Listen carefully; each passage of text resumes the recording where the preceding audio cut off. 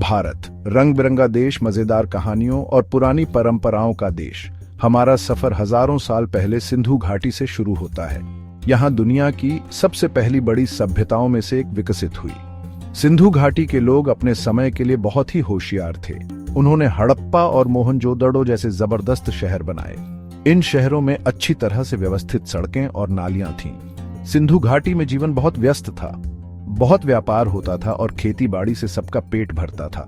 उनके पास तोलमोल के लिए मानक बाटमाप भी थे, जिससे पता चलता है कि वे कितने व्यवस्थित थे।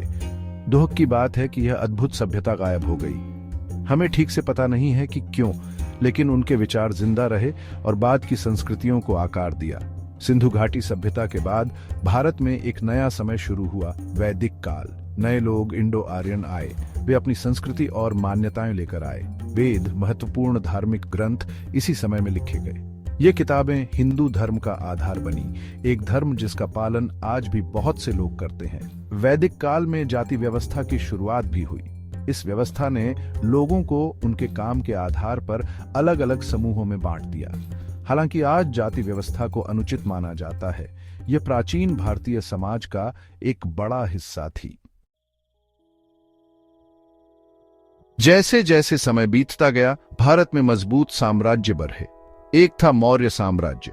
चंद्रगुप्त मौर्य द्वारा शुरू किया गया यह विशाल साम्राज्य भारत के एक बड़े हिस्से में फैला था। सबसे प्रसिद्ध मौर्य शासक अशोक महान थे।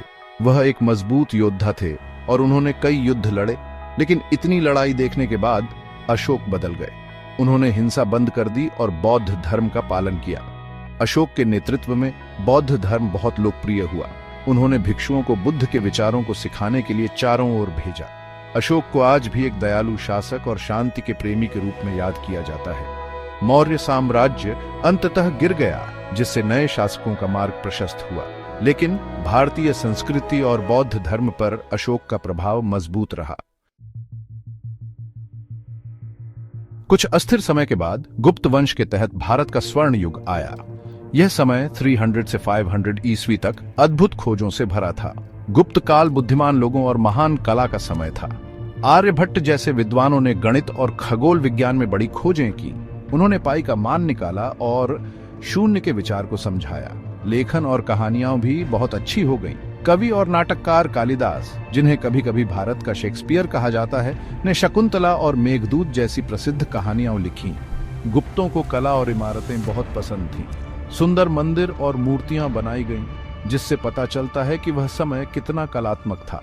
अजंता और एलोरा की गुफाएं अपनी अद्भुत चित्रों और मूर्तियों के साथ दिखाती हैं कि उस समय की कला कितनी महान थी। गुप्त साम्राज्य के समाप्त होने के बाद पूरे भारत में छोटे छोटे राज्य उभरे। ये राज्य कभी कभी एक दूसरे से लड़ते हुए भारत की समृद्ध संस्कृति में इजाफा करते थे। दक्षिण में चोल वंश अपनी शक्तिशाली नौसेना और अद्भुत मंदिरों के लिए जाना जाता था। उत्तर में राजपूत राज्य बढ़े। राजपूत बहादुर और सम्माननीय होने के लिए जाने जाते थे। उन्होंने अद्भुत किले और महल बनाए, जिनको लोग आज भी देखने जाते हैं। प्राचीन भारत के विचार दूर दूर तक फैले। गणित, खगोल विज्ञान, चिकित्सा और दर्शन में इसकी खोजों ने दुनिया को बदल दिया। भारत से आए शून्य के विचार ने गणित को बदल दिया और आधुनिक कंप्यूटर को संभव बनाया। आयुर्वेद चिकित्सा का प्राचीन भारतीय तरीका आज भी इस्तेमाल किया जाता है। यह हर तरह से स्वस्थ रहने पर केंद्रित है। योग, जो प्राचीन भारत में शुरू हुआ था, अब दुनिया भर में शरीर और दिमाग के लिए लोकप्रिय है। प्राचीन भारत की विरासत दर्शाती है कि लोग कितने रचनात्मक और बुद्धिमान हो सकते हैं।